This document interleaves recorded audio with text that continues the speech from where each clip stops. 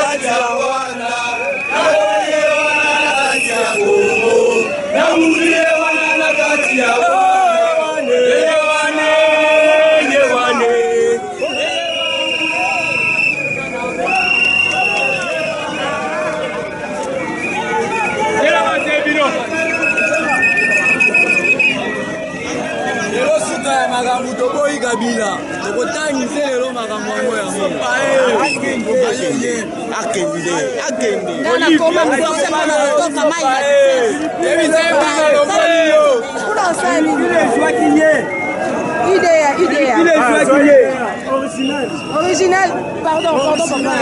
Il y a photographiste, il y a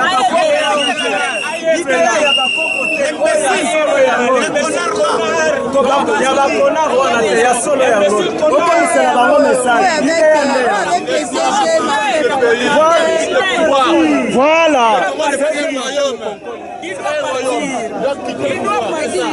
C'est comme le Congolais News.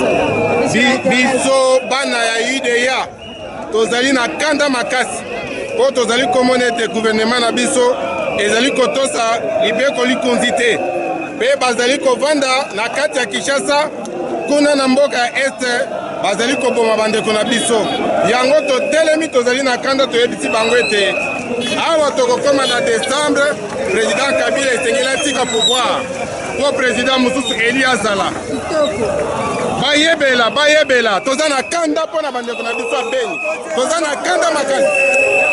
Mbote ba internaute ya www.congolocolenews.net awa toza bongo na boulevard triomphal ndenge toyebisaki bino dynamique à opposition ayeko sala marche wana pour dire non na massacre oyo ezoleka na Beni. Boyebi bino moko ndenge bandeko na biso bazokufa na Beni na Rutshuru, bazoboma ba maman bana ba papa bilenge bakoko bato nyonso bazokufa na est na ba massacre oyo koleka kuna kasi pe lisusu toyekoloba non na arrêt ya cour constitutionnelle oyo boyebi article 70 oyo posé problème na alinéa 2 na yango omoni population à comprendre que mandat ya président est à 5 ans et une fois renouvelable. Population alingi te mokonzi ya mboka alekisa ndelo pepe population a 5 lisusu ba élection et salema na délai constitutionnel yango omoni marée humaine oyo ebimi lelo na nzela pona koloba ete toboyi bandeko bakufa, toboyi bana Congo bakufa lokola banyama, toboyi bana Congo bakufa lokola banzinzi pamba te koboma na eza culture ya peuple congolais te yango ba politicien na biso lokola moto moko babimi na nzela pona koloba non na arrêt ya cour constitutionnelle, non na massacre na Beni pe balobi élection esalema na délai pe mokonzi ya mboka aleka ndelo oyo mopeko likonzi epesi ete na yango na tiki bino bolanda marche oyo to bandi na triomphal tokokende tina maison Schengen tokoleka maison Schengen tokokoma tina hôtel du gouvernement mpona kodépose mémorandum oyo baopposant basali bolanda baimage oyo bandeko na biso wana namoni Rikine Miala, namoni FM4, namoni Asota Likonko Picho Pacho, internaute nabiso fidèle, o balandaka biso, namoni Lisusu, Starling Bewa, nakati ya France, bandeko nyoso balandaka biso, weba ete biso elongona bino, to telemi, nakati ya mosala, pe tozo accompagner ba politicien, oyo ba telemeli bongo, makambo makoleka nakati ya mboka, bolanda bilili oyo, tokutani na bino, tekino tokosuka to ebite, soki police a kolanda soki police a kolanda biso bokomona des annonces kozala te mais bango moko ba opposant ba kosala déclaration na suka soki trouble ekozala bolanda tokutani sima ya ba image oyo merci biso ba jeune ya Congo avenir ya lobby avenir ya pesa ya lobby pour les lobby qui par biso ba na toye ba kabila le père ya ba kenda to so et là c'est moi ça sauté et c'est moi ça que la Congo Congo pas kenda de le mina biso et c'est moi que Congo so ba la te nous sommes là te mort so bisente ka bana batu ko bisente senta on a dit c'est comme diamba la diamba et donc on va voir les aides micro et copier que la biso boka so monsieur Kabila s'il vous plaît kena yo parce que to senga kayo abato na maluko sala raté et on est abato na beni fima espèce là on s'est demandé soit sur monsieur Kabila parti na façon moko yo zote idée to bae na lobi na bae yo to linga te okuko na mino to bae to akongole to bae be mama na yo ata va faire Mobutu to le maquiller ayebi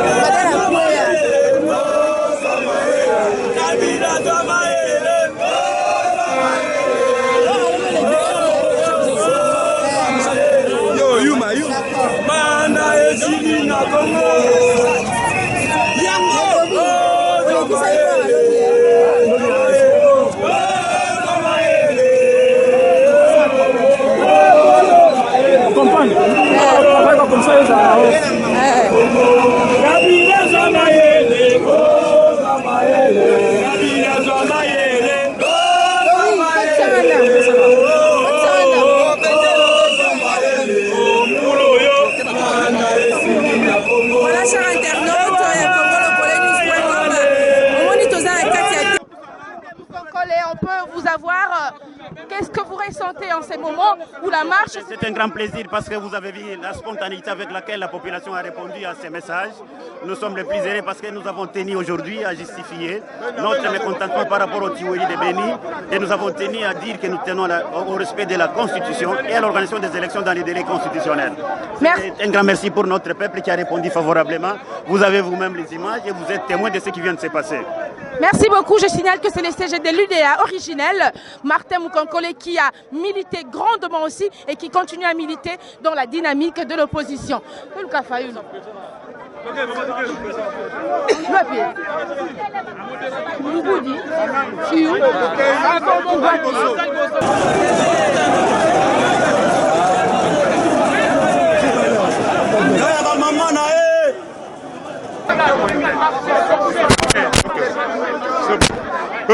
Mwana mboka Fayulu toza na boulevard triomphal okoki kopesa sango po bana poto bazola ndo monde entier bayeba ambiance ya marche ya lelo sango mokili mobimba bayeba ete bana Congo batelemi tolobi que les changements arrivent changement ezali koya Kabila na bakamarade na ye bayebela ete que le 19 décembre ya mobu oyo bazali kokende Kabila azali kokende yango na to ye to bandi oyo ezali kaka kobanda ba manifestation oyo ya Kabila dégage donc nous sommes conscients que le peuple est allé Simanabiso.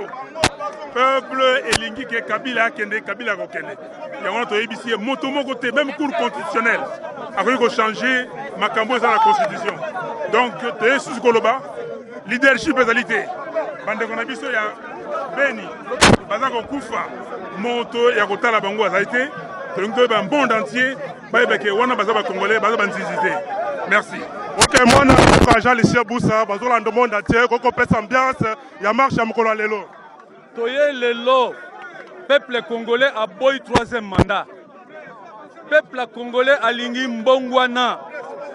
Lelo Toye, pour le peuple à lobby, le 27 novembre 2016, élection présidentielle. Le 19 décembre 2016, président Yassika, au Mboka Oyo, Bongo ezala président Kabila, ezala gouvernement, ezala CENI, ezala parlement, ezala cour constitutionnelle, mon côté azali kolo la constitution, mon côté azali kolo la peuple congolais. Bongo volonté à peuple né au Salama. To uti ko banda action. Pour l'alternance et Salama en 2016. Et là, il y a la Pamba. Non, utilité. Non, utilité. Il y a solo Banamboka, partout Bozali, Bozolanda, tous président ya Orange, après Sabiso, ambiance à Mokolo Alelo. Ambiance à Mokolo Alelo, mobilisation de la population. Pour Nakoloba, Makamobi Balé, Yaliboso, respect à la constitution à la Bisso. Et Sengeli était Bakondiamboka, Nyoso, va respecter la constitution. Et que l'élection est salama dans les délais constitutionnels. Les Kamboami Balé, Toboyi, humiliation, tout ça, subir dans l'Est.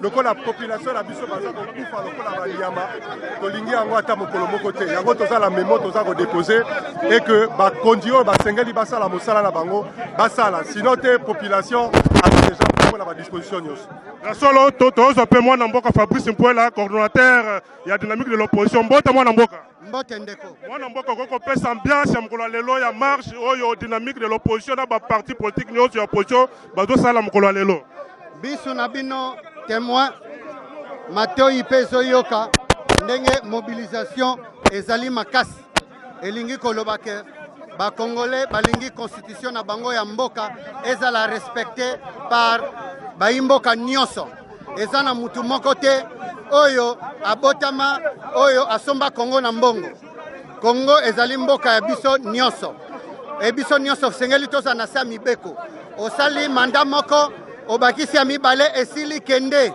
ezate osala nyonso ba élection ezala te potika la seko na seko tokoki kondima eloko wana ata moke te yango signification munene ya marche oyo cour constitutionnelle rôle nango eza kointerprété mais ezali kokoma susu constitution te merci tozwa mwana mboka honorable mayo kokopesa ambiance ya mokolo lelo mpona marche oyo toza na nzela toza na boulevard triomphal bolobi ke peuple congolais banga te yango bo démontrer koko expliquer ko pesa ambiance mokolo lelo oyo ezali mboka na biso tozali baumbu awa te toza bansomi wana tolobaki te tokotambola biso yeyo na nzela na peuple congolais ekotambola mpona makambo mibale koloba te moto nyonso asengeli kotosa constitution koloba te gouvernement esala nyonso batika kobomela biso bandeko na Beni peuple yeyo en 2016 le 19 décembre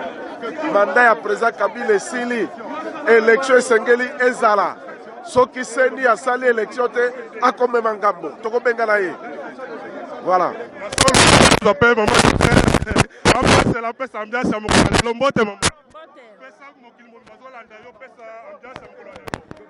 omona mboka oyo baza koboma na Beni ndenge baza koboma premier ministre alobaka te mokolo bato bakufi na Beni 24 premier ministre aza kopesa discours azosepela na bavion nakanisi modele wana nde ekosimba te yango toza kosenga na bango badémissionne mpe ngonga Kabila ekoki atika koluka glissement ntango ekoki alongwa merci bana mboka tozokendeka tozwa mpe nani Jean-Félix Chobo apesela mpe ambiance ya mokolo lelo totamboli lelo po toloba ke cour constitutionnelle eza likolo ya cour populaire te yango lelo ozomona mobilisation ya makasi mpona kolakisa na bateau ya cour constitutionnelle oyo bakoyisaki arrêt ya mabe que cour populaire eza likolo ya cour constitutionnelle. mwana mboka Claudel Mobaya mokili mobimba ezo na pese ayeba ambiance ya mokolo lelo eza mokolo munene parce que peuple congolais apesi Kabila message le 19 décembre il faut qu'il dégage. Voilà nde message ya lelo. Tole mama Thatcher kokopesa ambiance ya mokolo lelo po bazolanda monde entier. Ambiance ya mokolo lelo po bazolanda monde entier. Tolobi pouvoir au peuple. Peuple nde yebi ko décider. Population alobi ana marre avec Kabila. Et que maintenant Kabila sache que son mandat est à la fin.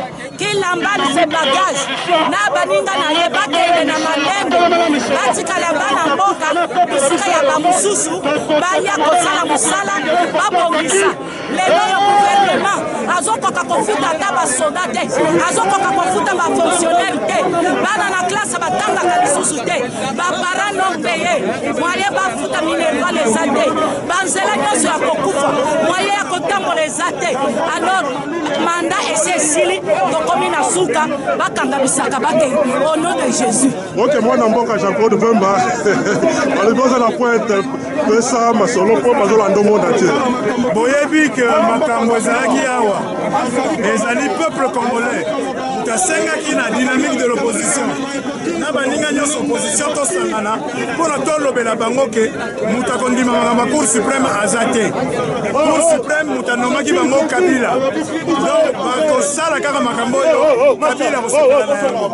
Yango wana komoni toye mpona kolobela bango ke il faut élection pendant le 20 septembre, candidature à candidat président de la République, le 27 novembre, élection, et puis le 20 décembre, Kabila a pris passation de pouvoir dans Moutagoya. Et puis, Bozoli Gabo pesa Kabila mandat. Kabila alalaka kimia na ndako na ye. Bandeko na biso bako kufa na Beni, na Butembo na Lubero. Pona nini po gouvernement na Kabila bako sala eloko moko te. Yango na pona biso Kabila le 20 décembre accueilli. Ok, mwana mboka Jean-Marie Ngale photo. La carte vraiment ya ba militant pesa sango mokili momba yoka yo. Ndeko la sepeli po mokili mobimba. Okole nyonso abimi libanda wana oyebisa na ndeko Kabila manda na ye esili. Eloko ni na mokili esili akati. Na ye ekoki. Bongo ndeko akotika na bokonzi. Bazali koboma bato baye na Beni na Butembo na Lubero.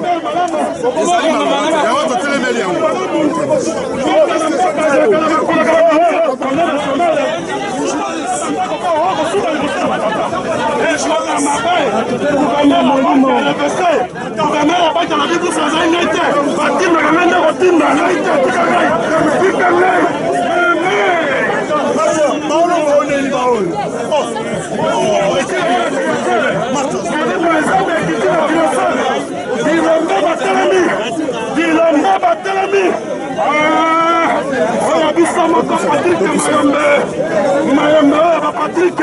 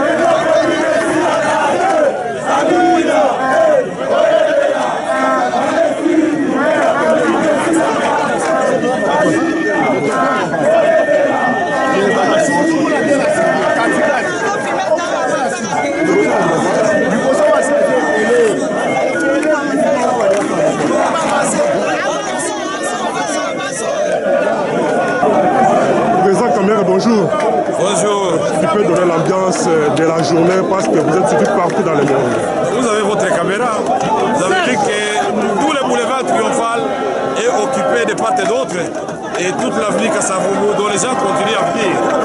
Jamais on a vécu ça à Kinshasa. Même l'arrivée de pape Jean-Paul II, ce n'était pas comme ça. Je suis fier aujourd'hui des Kinoises et Kinois.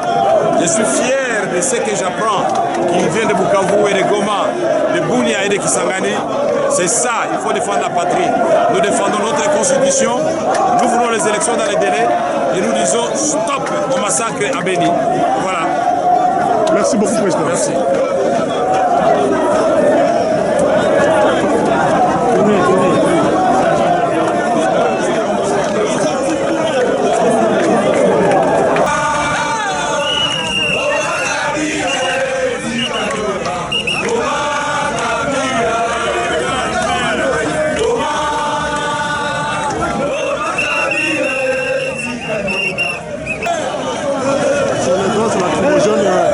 Avec la police.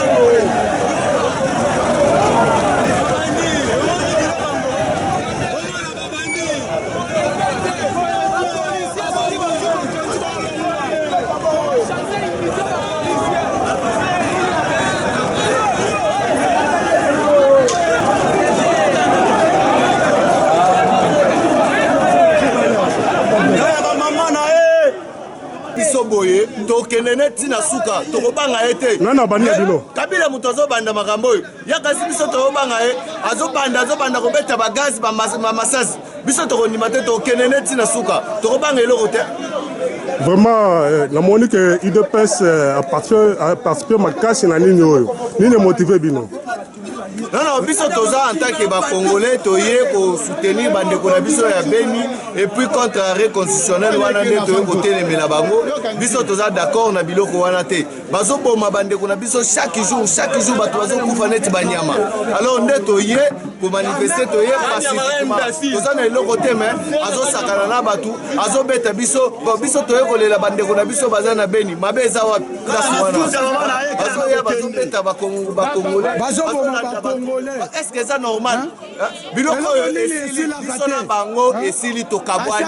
Toza besoin yebisi akende atika mboko tozo yebisi ake bakongole balembi balingi na bango lisute balingi te balobi akende esili akende ayebela po ngonge se koki déjà bakongole nyonso tu baza debout yo mo monika nombre ya batunde baye baza na besoin na lisute bakongole balembi balobi o asasali ekoki mbongo o ya sayibi makambo o nyonso tu asazui akende na malembe mais soki alingi te kokene na malembe biso na ye tokokutana le 19 décembre na minuit atika fongola et pas mutu oyo baba. La population ne recueillera jamais. Tout ce qu'on est en train de faire là, le peuple congolais n'est plus comme en 90. En 2016 c'est autre chose. Nous voulons évoluer le Congo en respectant nos textes, nos constitutions. Il avait prêté le 6 février là. J'avais dit quoi? Je dois respecter ces textes ou ces livres devant le peuple et le Dieu qui m'a créé. Et si aujourd'hui on devait faire quelque chose, à part la population, Dieu derrière nous. Voilà le climat, l'atmosphère d'aujourd'hui. Il n'y a pas le soleil, la chaleur, Dieu a arrêté pour que le peuple puisse marcher. C'est-à-dire on est avec Dieu ensemble. Notre président qui respecte, qui puisse respecter les constitutions pour que le pays puisse aller de l'avant. Patriote, c'est avec un sentiment de colère, un sentiment de déception, mais à la base un sentiment de satisfaction. Satisfaction parce que nous avons atteint notre objectif à 98%. Et pour cela, nous félicitons le peuple congolais, partout où ils sont, parce que le peuple congolais a bravé la peur de la province du Nord Kivu, en province, à l'ex-province orientale, au Sud Kivu, au Katanga, au Kasaï occidental comme au Kasaï oriental, partout ailleurs, et même au Congo central où on a procédé à des arrestations, les Congolais ont bravé la peur.